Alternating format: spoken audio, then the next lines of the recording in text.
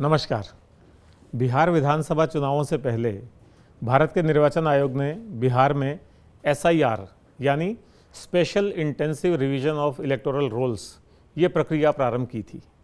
ये प्रक्रिया शुरू में विवादों में रही। विपक्षी दलों के कई तरह के आक्षेप थे, कई तरह के आरोप थे, आम जनता में भी कई तरह की भ्रांतियां थी। लेकिन अब जबकि बिहार विधानसभा चुनाव सफलतापूर्वक संपन्न हो चुके हैं, अब कोई विवाद नहीं है। और इसी बीच निर्वाचन आयोग ने 9 अन्य राज्यों जैसे Goa, Gujarat, Chhattisgarh, MP, UP, Rajasthan, Kerala, Tamil Nadu, west Bengal और 3 जो केंद्र शासित प्रदेश हैं, अंडमान निकोबार, लक्षद्वीप और पुडुचेरी, इनमें भी SIR की प्रक्रिया प्रारंभ कर दी। अगर राजस्थान की बात करें तो राजस्थान में ये प्रक्रिया बहुत तेज़ी से चल रही है, लेकिन यहाँ भी विपक्षी दलों के अपने सवाल हैं, जनता में अपनी भ्रांतियाँ हैं। तो वो सब बातें जो हमारे दर्शकों को SIR के मामले में जाननी चाहिए, उन सब बातों पर चर्चा करने के लिए आज के कीनोट कार्यक्रम में हमारे साथ हैं राज्य के मुख्य निर्वाचन अधिकारी वरिष्ठ IAS श्री नवीन महाजन। महाजन साहब, आपका बहुत बहुत स्वागत है। हाँ, थैंक यू। तो अंता के उपचुनाव से आप फ्री हो गए हैं। हाँ जी। और वापस SIR की प्रक्रिया गति पकड़ रही है। तो SIR को लेकर के पहले बिहार के समय पूरे देश में एक माहौल बना, तो लोगों में कई तरह की भ्रांतियां हुई। तो हम ये जानना चाह रहे हैं कि वास्तव में SIR है क्या, और एक कैसे जो रिवीजन ऑफ रोल्स होता है, जो चुनाव से पहले एक साधारण पुनरीक्षण की प्रक्रिया होती है, उससे कैसे भिन्न है? देखिए, जो SIR है, SIR का मेन मकसद है कि हमारे जो इलेक्टोरल रोल है, जो वोटर लिस्ट है, ये प्योर हो और हाइजेनिक हो। मतलब कि ये शुद्ध हो और इसमें से जो विशुद्धियां हैं, विशुद्धियां हो सकती हैं, जैसे कुछ लोग वोटर लिस्ट में थे पर कालांतर में उनकी डेथ हो गई, पर समाओ वोटर लिस्ट में उनका नाम हटाया नहीं गया। फिर बहुत से लोग ऐसे होते हैं जो ऑर्गेनाइज या अनऑर्गेनाइज सेक्टर में एम्प्लॉयड होते हैं at one point of time किसी पर्टिकुलर प्लेस में, तो वहाँ से उनका स्थानांतरण किसी दूसरे शहर में हो गया, किसी दूसरी जगह पे हो गया, तो स्वाभाविक है कि वो लोग वहाँ से शिफ्ट होके दूसरी जगह चले। मैं बैंक में मैनेजर था, आज मैं जयपुर में था, मेरा नाम वोटर लिस्ट में था, मैं बैंक ने मुझे अहमदाबाद भेज दिया तो मैं अहमदाबाद चला गया। मेरा वोटर लिस्ट में नाम मैंने कटवाया नहीं, किसी ने मेरे अगेंस्ट आक्षेप किया नहीं, तो मैं वोटर लिस्ट में रह गया। सो ये सेकंड सेगमेंट है जो इस तरह से शिफ्ट कर गई। फिर कुछ वोटर्स होते हैं जो डुप्लीकेट वोटर्स होते हैं, वो अपने नेटिव प्लेस पे भी अपना नाम लिखवा लेते हैं और जहाँ पे कार्यरत होते हैं वहाँ भी नाम लिखवा लेते हैं। तो मिसाल के तौर पे मैं पंजाब से हूँ, तो नेटिव प्लेस पे भी अगर मैं अपना नाम रखता हूँ और मैं राजस्थान में कार्यरत हूँ, मैं यहाँ भी नाम रखता हूँ, तो मैं डुप्लीकेट वोटर हूँ। सो इस तरह की जो विशुद्धियाँ हैं, इसको भी अगर हम हैंडल करते हैं तो वोटर लिस्ट हमारी प्योर और हाइजेनिक होती है। सो SIR में हम बहुत ही गहनता से एक एक घर जाके एक एक मतदाता की तस्दीक करते हैं। तो ये राजस्थान में जो कार्रवाई हो रही है, बिल्कुल जैसा बिहार में हुआ था वही सब है। बिहार में इस बात पे बड़ी आपत्ति आई थी कि 65 लाख वोटर्स के नाम हटा दिए गए हैं। तो ये नाम हटाने की प्रक्रिया राजस्थान में भी रहेगी? देखिए, एक तो ये भ्रांति अपने को दूर करनी चाहिए कि SIR सिर्फ नाम हटाने की प्रक्रिया है। ये मेरे ख्याल से जो प्रश्न है, मूलतः मैं इस पे सहमत नहीं हूँ। देखिए, ये वोटर लिस्ट को शुद्ध करने की प्रक्रिया है। शुद्धिकरण जब होगा तो कुछ नाम हटेंगे जो योग्य नहीं हैं या जो आज पात्र नहीं हैं, और साथ ही साथ बहुत से ऐसे लोग हैं जो पात्र हैं। जब हम घर घर जाएंगे तो हर घर में से, ना सही हर मोहल्ले में से कुछ लोग ऐसे मिलेंगे। जैसे मुझे याद है, मैं कुछ बस्तियों में गया, बस्तियों में वहीं पे कुछ लोग जो थे पात्र थे, बट समाओ उनके नाम अभी वोटर लिस्ट में नहीं है। ख़ास तौर पे नौजवान जो हाल ही में 18 साल का, 19 साल का हुआ है, तो उनके भी जो नाम है जोड़े जाएंगे। तो कुछ नाम जुड़ेंगे, कुछ नाम हटेंगे। तो वोटर लिस्ट का शुद्धिकरण होगा। तो ये जो शुद्धिकरण की प्रक्रिया है, इसमें मोटे तौर पे 2 बातें हैं। एक तो जो डुप्लीकेट नाम हैं या जो मर गए हैं या अब वहाँ नहीं हैं, उनके नाम हटाए जाएंगे, और जो नए लोग पात्र हो गए हैं, जो युवा हैं, उन्होंने 18 साल की उम्र प्राप्त कर ली है। मैं मान लीजिए वैसे पहले से लिखने से रह गया होगा। नहीं, लेट्स से मैं किसी दूसरे शहर से स्थानांतरित होकर यहाँ आया, मैं किसी बैंक में काम करता था, LIC किसी भी काम करता था मैं, तो मैं किसी दूसरी जगह से अब नई जगह आया हूँ तो मैं वहाँ वोटिंग राइट रखूंगा वो ना। डुप्लीकेट वाले में कवर हो जाएगा। तो कुल मिला के एक तो डुप्लीकेट को हटाना है और एक जो नए नाम पात्र हैं उनके नाम जोड़ना है। यस। तो क्या कोई नेशनल लेवल पे पोर्टल है जिस पे जांच हो सके कि डुप्लीकेट कौन कौन है? जैसे आपने खुद ने कहा कि आपका नाम पंजाब में भी हो सकता है, राजस्थान में भी हो सकता है, तो कोई भी व्यक्ति हो सकता है ये बताए नहीं कि उसका नाम पंजाब में भी है। हाँ, अब मैं इस पे आता हूँ। बेसिकली क्या है कि जो इन्यूमरेशन फॉर्म जो फिल कराए जा रहे हैं, इसका पर्पज़ ही ये है कि एक ही विंडो में जब आप मल्टीपल स्टेट्स में ये प्रक्रिया कराते हो और BLO घर घर जाके मतदाता की तस्दीक करता है, तो he is in a position to establish कि ये यहाँ पे कार्यरत हैं, यहीं पे रहते हैं, यहीं पे ऑर्डिनरीली रेजिडेंट हैं और ये यहीं के वोटर बने रहने के हकदार हैं। सो डुप्लीकेट एंट्रीज़ तो हम फिज़िकल जो मैपिंग कर रहे हैं उससे हम हैंडल कर लेते हैं। साथ ही साथ क्या है कि जो voters.eci.gov.in है, जो आपने पूछा कि जो वेबसाइट है, तो उस पर हिंदुस्तान की तमाम जो स्टेट्स हैं उनकी जो वोटर लिस्ट है वो अपलोड की हुई है। कोई भी उसको देख सकता है और ये परीक्षण भी कर सकता है। और ये बड़ा अच्छा एक स्टेप है ट्रांसपेरेंसी में कि हम उन वोटर लिस्ट का हमने इसका उपयोग अपने यहाँ पे जो एक इम्पॉर्टेंट कड़ी है जिसको मैं आगे विस्तार में बताना भी चाहूँगा, मैपिंग।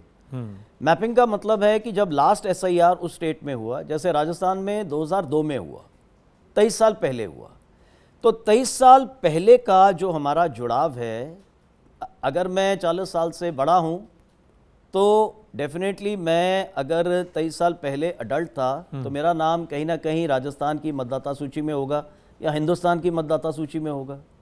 और अगर मैं छोटा हूँ तो मेरे पेरेंट्स का होगा, पेरेंट्स का नहीं तो ग्रैंड पेरेंट्स का होगा, किसी का तो होगा। सो ये जो मैपिंग है, ये मैपिंग बहुत चीज़ें इस्टेब्लिश करती है। पर जब आप ये नॉर्मल रिवीजन ऑफ रोल्स करते हैं तो एक फॉर्म 6 होता है नए नाम जुड़वाने के लिए, 6A होता है शायद नाम कटवाने के लिए। तो अभी जो ये फॉर्म घर घर जा कर के दे रहे हैं उसमें फॉर्म 6 या उसकी कोई व्यवस्था दिख नहीं रही है, वो केवल उसका वेरिफिकेशन करवा रहे हैं। खुद मेरे यहाँ भी जो लोग आए उन्होंने पुरानी जो एंट्रीज़ हैं उसको वेरीफाई कराया, लेकिन अगर मुझे मेरे घर में किसी का नया नाम जुड़वाना है तो उसकी कोई व्यवस्था उसमें नहीं थी। ये जो फॉर्म इन्यूमरेशन फॉर्म है, इन्यूमरेशन फॉर्म के अलावा अगर आपने किसी का नाम जुड़वाना है तो सेपरेटली फॉर्म 6 आपको फिल करना होगा। अब जो फॉर्म 6 है वो BLO के पास हमने रखा है। इसका भी हम जो प्रचार प्रसार है अगले वीक से और बढ़ाएंगे। हमारा जो फर्स्ट चरण था उसमें हमारा जो मैक्सिमम फोकस था कि हम फॉर्म्स को डिस्ट्रीब्यूट कर सकें।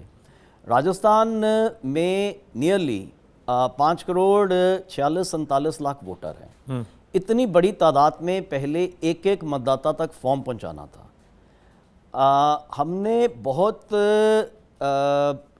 इंटेलिजेंटली इस को ऑर्गेनाइज़ किया और आज जब हम बात कर रहे हैं तो मैं ये संतोष व्यक्त कर सकता हूं कि राजस्थान के हर मतदाता के पास ये जो फॉर्म है उसके घर में पहुंच गया है। हाँ, बस वो अगर फॉर्म 6 भी साथ साथ अवेलेबल करा दे या पूछ ले तो थोड़ा उपयोगी हो सकता है।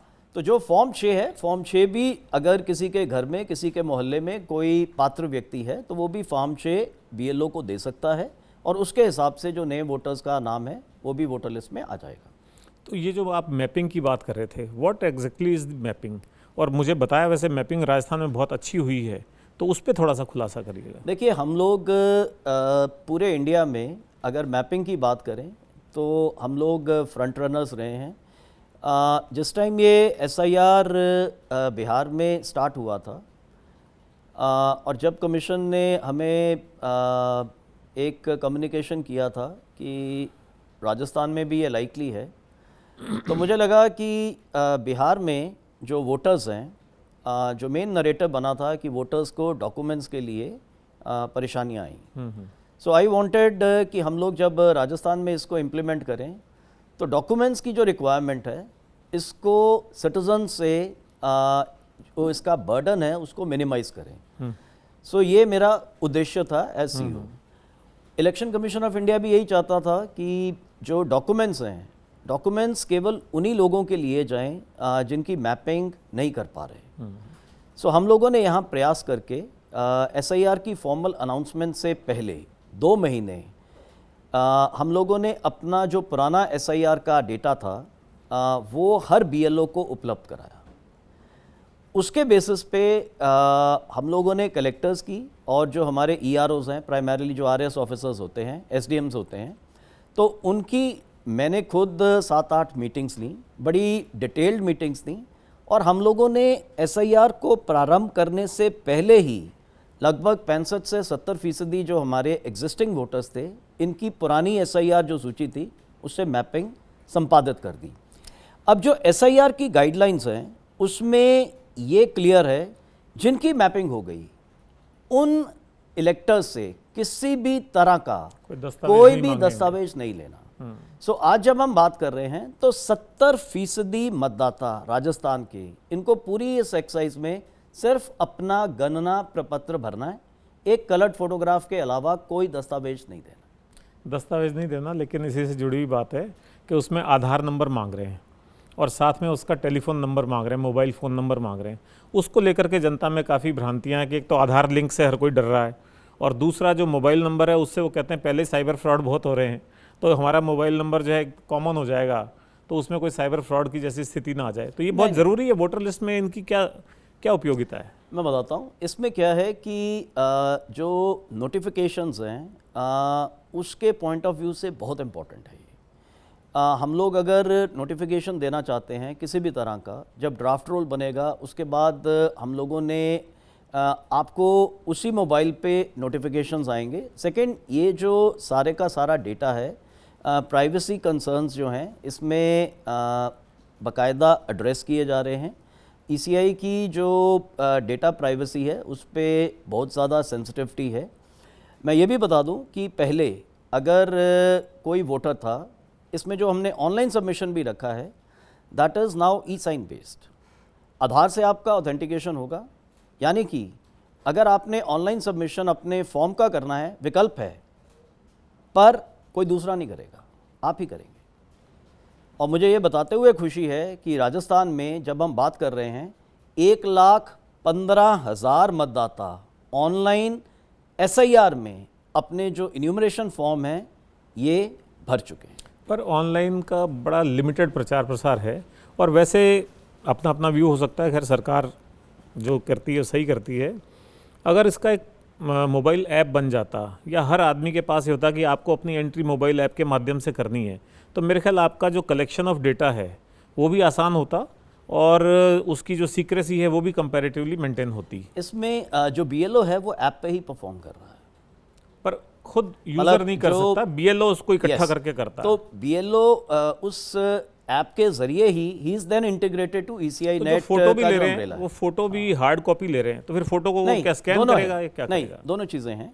आपके पास दोनों विकल्प हैं। आप का फोटो BLO वहाँ पे लेटेस्ट अपने स्मार्टफोन से वो भी ले सकते हैं। नहीं, ऐसा तो कहीं देखने में नहीं, कई जगह है।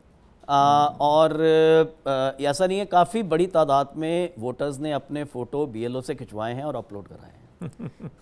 ये शहर में क्या है कि हम लोग क्योंकि यहाँ बैठे हैं, तो शहर में क्या है, घरों में आराम से ये कलर्ड फोटोग्राफ्स मिल जाते हैं, गाँव में सब जगह नहीं मिलते हैं। सो अगर हम रूरल कंटेक्स्ट में मोबाइल ऐप एक अच्छा माध्यम हो सकता था अगर इसको उससे करते। अब इसमें एक और बड़ा चैलेंज होता है, वो जो हमारे माइग्रेंट लेबर्स हैं और घुमंतु जातियां जो हैं, बहुत सारे लोग हैं जो प्लेस टू प्लेस काम करने के लिए, लेबर करने के लिए जाते रहते हैं, उनको कैसे टैप कर रहे हैं आप? इसमें हम लोगों ने ख़ास तौर पे जो डिस्ट्रिक्ट मशीनरी है, देखिए राजस्थान में एक पहले से एक परंपरा रही है, यहाँ की जो एडमिनिस्ट्रेशन है इस तरह के कंसर्न्स पे बहुत ही सेंसिटिव रही है। मैं खुद भी इतने ज़िलों में कलेक्टर रहा हूँ।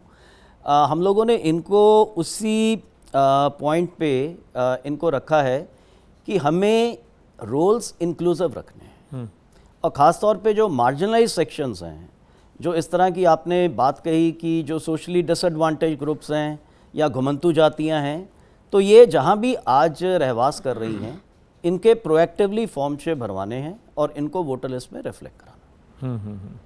तो ये जो BLOs हैं, इनका रोल बहुत ही इम्पॉर्टेंट है, और एक धारणा ये थी कि BLOs घर घर जाते नहीं हैं, तो उसमें तो आप सफल हो गए हैं कि BLO घर घर जा रहे हैं। लेकिन इन BLOs की ट्रेनिंग भी बहुत महत्वपूर्ण है, तो इनकी ट्रेनिंग के लिए क्या इंतजाम किए गए थे? देखिए, हमने इनकी ट्रेनिंग, देखो हमारे BLOs की जो तादाद है 52,450 के आसपास है, और महीने बाद ये जो तादाद है बढ़ के लगभग 61-62 हज़ार हो जाएगी, क्योंकि हम साथ ही साथ 9,000 नए पोलिंग स्टेशंस बना रहे हैं। 9,000 पोलिंग स्टेशंस जो और अधिक बनेंगे वो वोटर्स की सुविधा के लिए हैं।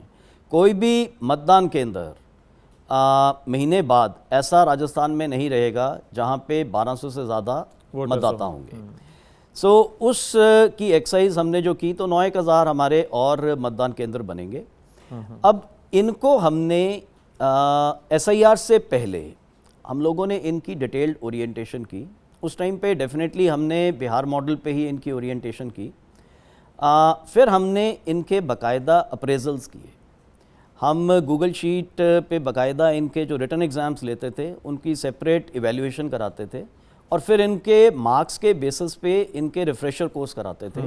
मेरा मकसद ये था कि जब SIR लॉन्च हो तो ये 100% जो SIR के पहलू हैं, ख़ासतौर पे जो कॉम्प्लिकेटेड पहलू हैं, मैपिंग और डॉक्यूमेंट्स, इनसे भली भांति परिचित हों, ताकि अगर मतदाता, यहाँ पे हर तरह का मतदाता है, पढ़े लिखे मतदाता हैं, इंटेलिजेंसिया है, लोग बहुत एनालिटिकल क्वेश्चंस पूछते हैं। जब आप इस तरह की चीज़ को लेके लोगों के घरों में जाओगे तो स्वाभाविक है आपके सामने कई लोग ऐसे होंगे जो बहुत ट्रिकी क्वेश्चंस पूछेंगे। तो उनके लिए इनको सशक्त करना बहुत ज़रूरी था, इनके अंदर वो आत्मविश्वास डालना बहुत ज़रूरी था। तो हम लोगों ने ट्रेनिंग्स पे बहुत फोकस किया। मैंने खुद भी बहुत ट्रेनिंग्स अटेंड की, मास्टर ट्रेनर्स को एम्पावर किया, और मुझे लगता है जो हमने टाइम इनकी HR में इन्वेस्ट किया उसी का परिणाम है कि ये एक मोटिवेटेड परफॉर्मेंस फील्ड में आत्मविश्वास के साथ दे रहे हैं। तो आपने अब तक जितनी भी बातें बताई उससे लगता है कि SIR बहुत बढ़िया प्रक्रिया है। इससे मतदाता सूचियों का शुद्धिकरण होगा, चुनाव अच्छे से होंगे। फिर विपक्षी दलों को क्या ऐसी आपत्ति है, क्या आक्षेप है? राजस्थान में भी मैंने पढ़ा सुना कि विपक्षी दल इस पर आपत्ति करते हैं, और लोगों को भी एक ऐसा संदेश आया कि शायद कोई नाम हमारे कट जाएंगे। तो ये आपत्ति क्यों है, क्या वजह है इसकी? देखिए, जैसा मैंने क्लैरिफाई किया, मैं दोबारा क्लैरिफाई कर देता हूँ। पहली बात ये है कि ये वोटर लिस्ट की प्योरीफिकेशन के लिए है। प्योरीफिकेशन में नाम जुड़ेंगे भी, नाम हटेंगे भी। सारी चीज़ें जो हैं, ऐसा नहीं है, अगर पॉलिटिकल पार्टीज़ की बात करें तो 1 लाख बूथ लेवल एजेंट्स जो हैं वो फील्ड में हैं। उसमें सभी पार्टीज़ की देखरेख में ग्रास रूट्स लेवल पे ये प्रक्रिया को अंजाम दिया जाता है। कहीं भी अगर कोई चीज़ है तो वो आज के ज़माने में सोशल मीडिया पे उजागर हो जाती है, प्रिंट मीडिया पे उजागर हो जाती है, इलेक्ट्रॉनिक मीडिया पे उजागर हो जाती है। हमारे पास कहीं से भी कोई छोटी मोटी कोई इस तरह की इनपुट आती है, we take corrective measures. Broadly I don't think so कोई इस तरह का कोई ठोस कारण बनता है जिसको लेके हम कहें कि भाई SIR में जो डॉक्यूमेंट्स के कारण किसी नागरिक को परेशानी उठानी पड़ती है। तो इसकी पारदर्शिता रखने के लिए जैसे मतदान के दिन पोलिंग डे पे इलेक्शन एजेंट और वो पोलिंग एजेंट की व्यवस्था की जाती है कि वो उम्मीदवार की तरफ से आके देख सकते हैं सब कुछ ठीक ठाक चल रहा है नहीं चल रहा। तो यहाँ पे भी ऐसी कोई व्यवस्था? यस, बूथ लेवल एजेंट्स हैं। ओके। और मैं जो कह रहा हूँ, BLO के काम को देख सकते हैं, उससे बातचीत कर सकते हैं। और दोनों पार्टीज़ जो नेशनल पार्टीज़ हैं, उसके अलावा जो बाकी भी दल हैं जिनकी राजस्थान में प्रेजेंस है, उन सब ने भी अपने बूथ लेवल एजेंट्स फील्ड में तैनात किए हैं। सो वो एक विधिवत प्रक्रिया के अंतर्गत नियुक्त किए गए हैं, और वो BLOs के साथ इस काम को ग्रास रूट्स लेवल पे देख रहे हैं। फिर तो मेरे ख्याल काफ़ी ट्रांसपेरेंसी रहेगी, फिर कोई ऐसी आपत्ति आनी नहीं चाहिए। और ये जो आपने नए मतदान केंद्रों की बात कही, तो अभी आप कह रहे हैं 9,000 मतदान केंद्र हम बढ़ाएंगे, तो अगर काफ़ी नाम कट जाते हैं या कुछ होता है तो कई मतदान केंद्र कम भी होंगे। तो ये ऐसे है, जो हमारे अफेक्ट हो रहे हैं ना, वो अंदाज़न 18 से 20 हज़ार हैं। सो जब हम नाप तोल के कुछ कम होंगे, कुछ जगह बढ़ेंगे, कुछ जगह एडजस्ट होंगे, सो तीनों चीज़ें होंगी, तो तीनों चीज़ों का जो नेट गेन होगा वो रफली 9,000 होगा। अच्छा, ये जो राजस्थान में ख़ास तौर पे 1 स्टेट 1 इलेक्शन की बात चल रही थी, और सारे पंचायती राज संस्थाओं और निकायों की जो नगरीय निकाय हैं उनके एक साथ चुनाव होने की बात कर रहे थे। राजस्थान हाई कोर्ट ने एक निर्देश दे दिया कि 15 अप्रैल तक ये चुनाव हो जाने चाहिए। तो अभी जब वोटर लिस्टों का काम बीच में है, SIR चल रहा है, तो ये कब तक वोटर लिस्टें तैयार हो जाएंगी कि ये चुनाव हो पाएंगे? देखिए, हमारी जो प्रक्रिया है, जो इलेक्शन कमीशन ने अनाउंस की है, वो बड़ी क्लियर है। उसका जो कैलेंडर है वो हमने क्लैरिटी के साथ विज्ञप्तियों में भी दिया है, हमारे प्रेस नोट्स में भी दिया है, और उसकी अच्छी एक्सटेंसिव कवरेज भी हुई है। इनफैक्ट हमारे जो सोशल मीडिया हैंडल्स हैं उन पे भी बड़े अच्छे व्यूज़ हैं। 7.5 लाख मैं मॉर्निंग में देख रहा था। FB पे जो हमारा CEO का हैंडल है राजस्थान का, उसके व्यूज़ हैं। और हमने जो वीडियो ट्यूटोरियल्स शेयर किए हैं उनमें भी ये कैलेंडर की क्लैरिटी है। हमारा जो फर्स्ट फेज़ है, जो करंटली चल रहा है, ये है जो गन्ना प्रपत्र भरवाने का और अपलोड करने का। सो ये चरण 4 नवंबर को शुरू हुआ था और ये 4 दिसंबर तक चलेगा। सो 1 महीना है जिसमें हमें मतदाताओं से फॉर्म भरवाने हैं और उनको अपलोड करना है। उसके बाद हर ERO अपने अपनी जो कॉन्स्टिट्यूंसी है, असेंबली कॉन्स्टिट्यूंसी है, उसका वो ड्राफ्ट रोल, जो ड्राफ्ट वोटर लिस्ट होती है, वो पब्लिश करेगा। ड्राफ्ट रोल पब्लिश होने के 1 महीने बाद ड्राफ्ट रोल कब पब्लिश होंगे? ड्राफ्ट रोल हमारा पब्लिश होगा 9 दिसंबर को। 9 दिसंबर को ड्राफ्ट है वो। ओके। 9 दिसंबर को हमने अपना ड्राफ्ट रोल सार्वजनिक कर देना है। सारी पॉलिटिकल पार्टीज़ को उसकी कॉपी जाती है, उसको हम सार्वजनिक करते हैं, हमारी वेबसाइट पे भी होस्ट होगा। उसके बाद 1 महीने का टाइम मिलेगा दावे और आपत्तियों का। बिल्कुल ठीक है। ठीक है, आप उससे नाखुश हो, आपका नाम ड्राफ्ट रोल कोई में गलती नहीं, रह जाए, कुछ और ठीक हाँ, कराना हो, तो 1 महीने का उसके लिए टाइम रहेगा। सो 1 महीने दावे आपत्तियां, फिर साथ ही साथ जो हमारे EROs होते हैं, जो इलेक्शन रजिस्ट्रेशन ऑफिसर्स एग्जैक्टली जो SDMs मोस्टली होते हैं, RS अधिकारी होते हैं, वो फिर उन दावे आपत्तियों का मेरिट पे, केस टू केस बेसिस पे डिस्पोजल करेंगे, निपटारा करेंगे। एंड जो फाइनल लिस्ट बनेगी, फाइनल लिस्ट हमारी बनेगी 7 फरवरी को। 7 फरवरी को। तो क्या आप सोचते हो 15 अप्रैल तक फिर ये चुनाव हो पाएंगे? ये तो स्टेट इलेक्शन कमीशन को देखना है। हमारा जो कैलेंडर है वो मैंने सार्वजनिक किया हुआ है, और अभी आपने पूछा, मैंने उसको जाहिर कर दिया। तो ये जो ड्राफ्ट वोटर लिस्ट आप पब्लिश करोगे, तो ये जो शिकायतें आती हैं कि नाम कट गए या गलत नाम जुड़वा दिए गए, तो उसमें देख करके कोई भी उसको ठीक कर सकता है। और हर इंडिविजुअल को भी ये सुविधा रहेगी कि वो चाहे तो उसमें आपत्ति दर्ज करा सकता है। तो आपत्ति दर्ज कहाँ कराए, इसके बारे में कोई सूचना आप ये आपत्ति आप अपने ERO को दर्ज कराते हो, क्योंकि जो उस कॉन्स्टिट्यूंसी का जो आप कह सकते हो कि डिसाइडिंग अथॉरिटी है, वो ERO होता है। नहीं, तो आपत्ति लेने के लिए नहीं BLO का सिस्टम रहेगा, या अपने मतदान केंद्र पे कोई जाके आपत्ति दर्ज करा दे? ऑनलाइन ERO तो कलेक्ट्रेट में बैठेगा। वो ऑनलाइन आपत्ति अपनी दर्ज कराएगा। ऑनलाइन आपत्ति के अगेंस्ट उसको सुना भी जाएगा, उसके केस को परीक्षण कराया जाएगा। BLO उन केसेस में उसकी समरी इंक्वायरी भी करेगा। अगर ERO मुनासिब समझेगा, सुपरवाइज़र से भी करा सकता है, अपने किसी शीर्ष अधिकारी से भी करा सकता है। हमने इस SIR को अंजाम देने के लिए बड़े पैमाने पे EROs के साथ और RS अधिकारी भी लगाए। अभी हमने सेक्रेटरी रैंक के जो IAS ऑफिसर्स हैं, उनको भी रोल ऑब्जर्वर बनाया। ओके। सो 3-3 ज़िलों पे एक रोल ऑब्जर्वर रहेगा, जो सुपर टाइम स्केल के IAS ऑफिसर्स होंगे। सो ये प्रक्रिया पे हर तरह का सुपरविजन होगा, और आप निश्चिंत रहिए, इसमें हर तरह की जो कंसर्न्स हैं वो एड्रेस होंगी, हर किसी को मौका मिलेगा।